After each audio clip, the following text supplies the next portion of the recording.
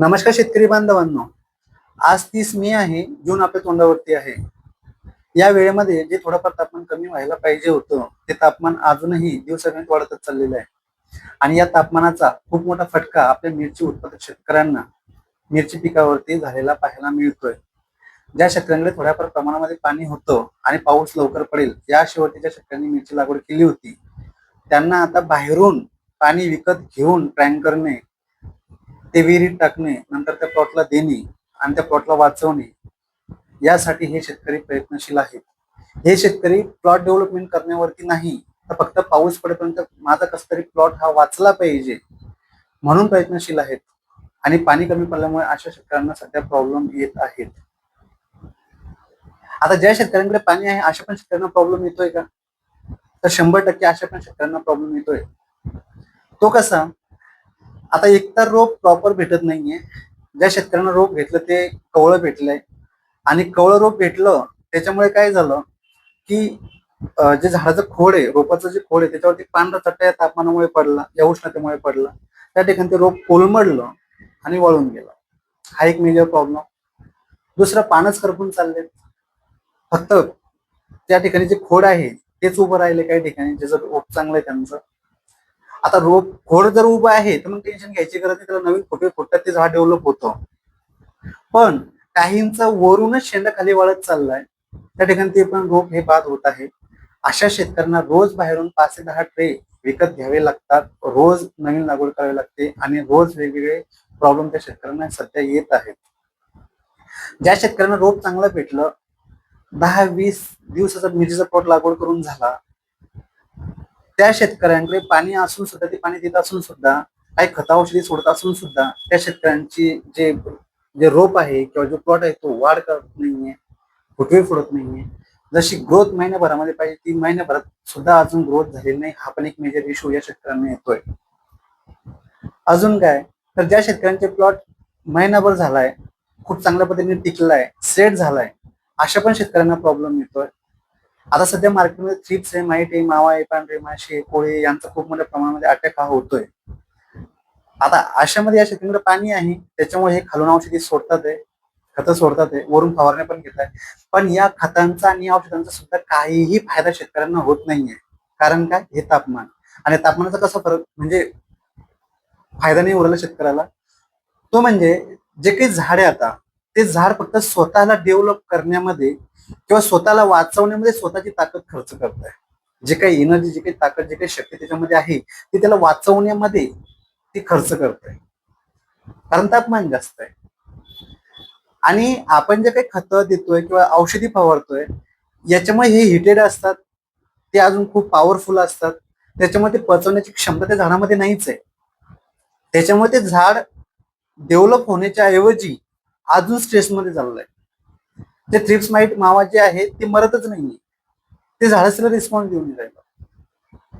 त्याच्यामुळे अतिरिक्त खर्च हा फवारण्यांचा होत आहे. चांगल्या चांगल्या औषधांची सुद्धा शेतकऱ्याला रिझल्ट मिळत नाहीये. कारण काय? कारण तापमान. जे झाड आहे ते स्वतःला रिकव्हर करण्यामध्येच एवढी एनर्जी घालते की ते औषधी पचवण्याची क्षमता त्याच्यामध्ये नसल्या कारणाने ते स्ट्रेस मध्ये चाललंय आणि अजून प्लॉट खराब होतोय, उकलत नाही. हा पण एक मेजर इश्यू वाढत चाललेला आहे. एवढा असून सुद्धा ज्या शेतकऱ्यांचे प्लॉट म्हणजे हाताळणी योग्य झालेले आहेत, पहिला तोडा त्यांचा आलेला आहे, त्या शेतकऱ्यांना एक नवीन प्रॉब्लेम जाणवते की जे काही फळ झाडाला लागलेले त्या फळांना डाग पडत आहे. आणि डाग पडल्यामुळे मार्केटमध्ये जे रेट पाहिजे ते रेट त्याला मिळत नाहीये. कधी व्यापारीच ते जे मिरची ती घेत नाहीये. त्यातल्या त्यात अजून एक प्रॉब्लेम असा आहे की झाड फ्रेश आहे तर माल पण फ्रेश असायला पाहिजे, लांबलेला असायला पाहिजे. पण खत औषधी देऊन सुद्धा या शेतकऱ्यांचे जे म्हणजे साईज आहे मिरचीची ती अशी लांब लचक न होता शॉर्ट पडते. जसं बळराम लांब लचक मिरची असते पण ती पण शॉर्ट पडते, आणि शॉर्ट पडल्यामुळे तिला पण मनासारखे भाव सध्या मिळत नाही. हा पण एक मेजर इश्यू सध्या होतोय. पाणी अतिरिक्त झाल्या कारणाने म्हणजे जे काही आपण आता हाताळणी योग्य प्लॉट झालेला आहे, आतापासूनच त्याला डम्पिंग हा प्रकार सुरू झालेला आहे अतिरिक्त पाणी दिल्यामुळे. ऊन पडतंय, प्लॉट सुकतोय, दे पाणी, फुलं लागलेले आहेत, मोरणी गळते, दे पाणी, माल लागलेला आहे, जास्त पाणी पाहिजे, दे पाणी. अशामुळे पाण्याचं योग्य नियोजन न झाल्या कारणाने सध्या डम्पिंग हा प्रकार पण वाढलेला आहे. असे पण कॉल शेतकऱ्यांची येत आहेत आतापासूनच. हा पण एक नवीन प्रॉब्लेम शेतकऱ्यांचा सध्या जाणवत आहे. बघा किती सारे प्रॉब्लेम शेतकऱ्यांचे वाढलेले आहेत. आता हे झाले प्रॉब्लेम, याच्यावरती सोल्युशन काय? हे सोल्युशन देण्यासाठी आजचा हा व्हिडिओ बनवला आहे. व्हिडिओ पहिल्यापासून शेवटपर्यंत बघा. मी जी माहिती तुम्हाला सांगतोय यासाठी खूप मेहनत लागते, शेतकऱ्यांच्या बांधावर लागतात, त्यांचे अनुभव घ्यावे लागतात, काही प्रयोग करावे लागतात, ते प्रयोग सक्सेस होतात नाही होतात ते पण बघावं लागतं. माहिती खूप महत्वाची असते म्हणून तुमच्यासाठी घेऊन येत असतो.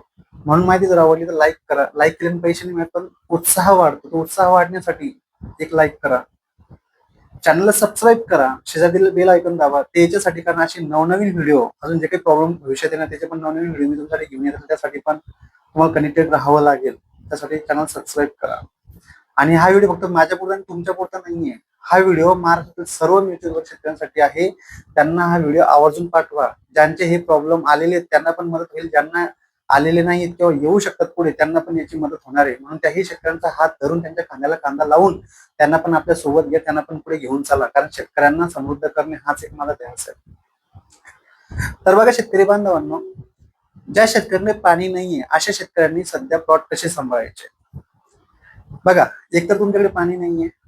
आता पाणी नाहीये तर ज्या ठिकाणी तुम्हाला अर्धा घंटा, 1 तास, 2 तास पाणी द्यायचंय त्या ठिकाणी तुमचे 10-20 मिनिटं देऊ शकेल एवढंच पाणी जर उपलब्ध आहे तर त्या ठिकाणी असे काही खतं, जसं 1919 असेल, 1261 असेल, 1846 असेल, हे कोणतेच खतं झाडाला देऊ नका. ह्युमिक ऍसिड सारखे जास्त औषधी सोडू नका, ज्याच्यामुळे तुमच्या मुळ्यांची वाढ होईल. अॅमिनो, फोलिक ऍसिड हे घटक सोडू नका. कारण ओलावा हा लिमिटेड आहे तुमच्या झाडाजवळ. त्या ओलाव्याच्या बाहेर जर तुमची मुळं गेली त्या ठिकाणी जळतील, मग अपटेक बंद होईल आणि प्लॉट ऑटोमॅटिकली खराब होईल. त्याच्यामुळे प्लॉट टिकणार नाही. म्हणून या औषधी आणि खतं देणं टाळा. त्याच्यानंतर असे काही औषधी फवारणं टाळा ज्याच्यामध्ये बायोस्टिम्युलंट असतील, कारण ते पण बायोस्टिम्युलंट असतील किंवा इतर काही टॉनिक्स असतील ते हे वाढ करण्यावरती जास्त भर देतात. कृत्रिमरित्या झाडाची वाढ होईल, पण जसं जसं झाड मोठं होईल, वाढ होईल, फुटवे फुटतील, तसं तसं पाण्याची गरज पण झाडाला खूप मोठ्या प्रमाणामध्ये असेल. काही प्रमाणात मुळ्या पण वाढवण्याचं काम ते करेल. मग हे पाणी नाहीये म्हणून असे पण औषधं फवारणं टाळा. गरज आहे पण जास्त प्रमाणामध्ये वापरू नका. कमी प्रमाणात वापरा, जास्त प्रमाणात वापरू नका. आता जो काही झाडावरचा स्ट्रेस आहे तो कमी करायचा आहे, किंवा झाडावर जे काही थ्रिप्स आहे, माहिती, मावा आहे, पांढरे म्हणजे रस शोषण करणारी किडी, त्यांना कंट्रोल करण्यासाठी पण फवारणी करावीच लागेल. हो, करावीच लागेल.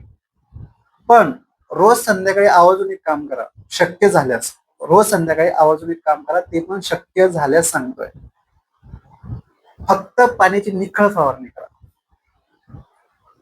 परत एकदा सांगतोय, पाण्याची निखळ फवारणी, तर कसलंही औषध न घेता. याचे 2-3 फायदे तुम्हाला सांगतो. पहिला फायदा, प्लेन पाणी फवारत असल्या कारणाने झाड जे स्ट्रेस मध्ये गेलंय त्याला पचवण्याची काही एक गरज नाहीये. फक्त पाण्याची जी गरज होती ती भरून निघते आणि ऑटोमॅटिकली झाड हे म्हणजे ताट होत आहे. जी ताकद पाहिजे, जी शक्ती पाहिजे त्या पाण्यामध्ये त्याला भेटून जाईल. दुसरा फायदा, पाणी फवारल्यामुळे थ्रिप्स, माईट, मावा आहे, पांढरी माशी आहे, ती पण झाडावरून धुवून निघेल. त्याच्यामुळे त्याचा प्रादुर्भाव कमी राहील. म्हणजे वेगवेगळ्या औषधी, जास्त हाड औषधी फवारण्याची गरज तुमच्यावरती येणार नाही. पाणी फवारल्यामुळे तो एक फायदा होईल. तिसरा महत्वाचा फायदा काय आहे की जे काही पाणी आपण फवारणार आहोत, ठीक आहे, रोजच्या रोज देणं शक्य होणार नाही, पण 1 दिवस आड, 2 दिवस आड तर करू शकतो. आता जे काही तुम्ही पाणी फवारलंय याच्यामुळे स्ट्रेस मधून झाड निघालं, त्याच्यानंतर जे काही थोड्या प्रमाणात औषधी आपल्याला लागले रस शोषण करण्यासाठी, त्या जर आपण फवारल्या तर त्याचे सुद्धा रिझल्ट तुम्हाला खूप चांगल्या पद्धतीने मिळतील. हे 3 फायदे तुमचे होतील. अशा पद्धतीने तुम्ही प्लॉट हा सांभाळू शकता. काही अडचण असल्यास संपर्क करा. अजूनही जर काही अडचण असेल संपर्क करा. आता ज्यांच्याकडे पाणी आहे अशांनी काय करायला पाहिजे? आता ज्यांच्याकडे पाणी आहे मुबलक प्रमाणामध्ये त्यांनी ठिबकच्या माध्यमातून पाणी जास्त न वाढवता, कारण जास्त प्रमाणामध्ये जर पाणी देशाल तर खतं सोडायचे, त्यासाठी पाणी द्यावं लागेल, काही टॉनिक सोडायचे त्याच्यामध्ये पण पाणी द्यावं लागेल, काही वेगवेगळ्या गोष्टी तुम्हाला करायच्या त्यासाठी पण तुम्हाला पाणी द्यावं लागेल. त्याच्यामुळे पाण्याचं प्रमाण जर अतिरिक्त झालं तर तुमचा ओबळ हा प्रकार वाढतो, डम्पिंग हा प्रकार वाढतो, मर रोग हा प्रकार वाढतो. म्हणून पाणी नियंत्रित ठेवा. आणि झाडावरचा स्ट्रेस कमी करण्यासाठी जे स्प्रिंकलर संच आहे ते फिरवा. स्प्रिंकलरने पाणी मारा मिरची पिकावर. ते पण किती मारायचं? फक्त पेंडुकनी पाणी होईल असं मारायचं, जास्त पाणी मारायचं नाही. एक दिवस आळ करा, शक्य झालं तर रोज 10-20 मिनिटं देऊ शकता. आता त्याचे फायदे, जर तुम्ही स्प्रिंकलर चालू केले तर एक पहिला फायदा हा होईल की तुमचं झाड धुवून निघेल, रसशोषण करणाऱ्या किडींचा प्रभाव कमी राहील. दुसरं, हवेतला नायट्रोजन झाडाजवळ उतरेल, जेणेकरून तुमची जर वाढ होत नसेल, फुटवे फुटत नसतील तर ते होण्यासाठी नैसर्गिक जे नायट्रोजन हवेमध्ये आहे 8% ते झाडाजवळ येण्यासाठी मदत होते आणि झाड डेव्हलपमेंट होण्यासाठी मदत होते. तिसरं, वातावरणात त्या भागातलं जे टेम्परेचर आहे हे कमी झालेलं असेल, त्याच्यामुळे नंतर तुम्ही जे काही खतं किंवा औषधी देणार त्याचा पण खूप चांगला इफेक्ट तुम्हाला त्या ठिकाणी मिळणार आहे. फक्त ते सुद्धा पाणी अतिरिक्त द्यायचं नाही. आणि हा जो सल्ला मी देतोय हा अशा शेतकऱ्यांसाठी देतोय ज्यांनी मल्चिंग पेपर टाकलेला आहे. न मल्चिंग पेपर टाकलेल्या शेतकऱ्यांसाठी हा सल्ला नाहीये. त्यांनी जर स्प्रिंकलर, ज्यांनी मल्चिंग पेपर टाकलेला नाहीये आणि त्यांनी जर स्प्रिंकलरनं पाणी दिलं तर ते बेड खापून बसतील, नंतर मल्चिंग पेपर टाकून काही फायदा होणार नाही.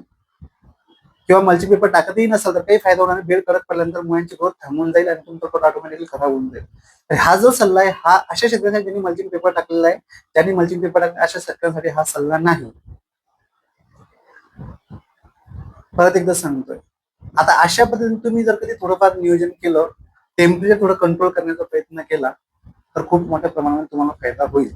आणि टेम्परेचर ज्या ज्या शेतकऱ्यांनी माझ्या सांगण्याचं टेम्परेचर नियोजन केलेलं आहे त्यांचे प्लॉट तुम्ही बघू शकता, 25 दिवस 30 दिवस झाले खूप चांगल्या पद्धतीने सेट झालेले, काहींच्या आता हाताळणी सध्या सुरू झालेली आहे. असे पण काही प्रॉब्लेम जे होते ते पण दुरुस्त झालेले आहेत. म्हणून हे सल्ले मी तुम्हाला देतोय. आणि सर्वात महत्त्वाची गोष्ट, फवारणी करत असाल किंवा पाणी देत असाल तर संध्याकाळच्या वेळेला, जे काही स्प्रिंकलर तुम्ही चालवणार आहात ते स्प्रिंकलर पण संध्याकाळच्या वेळेला. आता काही म्हणजे सर संध्याकाळच्या वेळेला आमच्याकडे लाईट नाही, तो प्रॉब्लेम माझा नाही, तो तुमचा आहे. मी अशा शेतकऱ्यांसाठी सल्ला देतो जे संध्याकाळी पाणी देऊ शकतील. आता संध्याकाळीच का? कारण संध्याकाळी तापमान हे कमी झालेलं असतं. संध्याकाळी जर तुम्ही पाणी देतो ते संध्याकाळी जे काही किडे येतात ते संध्याकाळच्या वेळेला धुवून निघतात. अजून रात्रभर त्याला थंडावा मिळण्यासाठी मदत होते आणि सकाळच्या वेळेस तुमचा प्लॉट हा फ्रेश तुम्हाला पाहायला मिळतो. आता ज्या शेतकऱ्यांनी सकाळी पाणी दिलं स्प्रिंकलरने तर दिवसभर पहिलेच टेम्परेचर जे काही पाणी देशील त्याची वाफ तयार होईल, परत टेम्परेचर वाढेल, परत प्लॉट स्ट्रेसमध्ये जाईल. म्हणून हा जो प्रयोग करायचा आहे हा सकाळच्या वेळेला नाही तर संध्याकाळच्या वेळेला करायचा. आता जे काही थ्रिप्स आहे, माईट आहे, मावा आहे, पांढरी माशी याच्यासाठी पण तुम्हाला थंडावा निर्माण झाल्या कारणाने त्या ठिकाणी खूप चांगले रिझल्ट हे मिळत असतील. आता कोणत्या औषधी फवारायच्या, कशा फवारायच्या या संदर्भातले काही जर तुम्हाला माहिती लागत असेल तर नक्कीच कॉल करा किंवा दिलेल्या नंबरवरती व्हॉट्सअप करा तुमच्या प्लॉटचे फोटो. तुम्हाला मदत करायला नक्कीच आवडेल. माहिती कशी वाटली नक्कीच कमेंटमध्ये सांगा आणि जास्तीत जास्त शेतकऱ्यांना हा व्हिडिओ पोहोचवा आणि चॅनल सबस्क्राईब करायला विसरू नका, जेणेकरून आता जो पुढचा व्हिडिओ येणार आहे तो पण खूप महत्त्वाचा असणार आहे मिरची पिकासाठी. त्याची इन्स्टंट नोटिफिकेशन मिळण्यासाठी शेजारील बेल आयकॉन सुद्धा दाबा, जेणेकरून इन्स्टंट नोटिफिकेशन तुमच्या मोबाईलवर तो व्हिडिओ तुम्हाला पाहता येईल आणि वेळेमध्ये तुम्हाला त्या गोष्टीचा फायदा घेता येईल. धन्यवाद शेतकरी बांधव.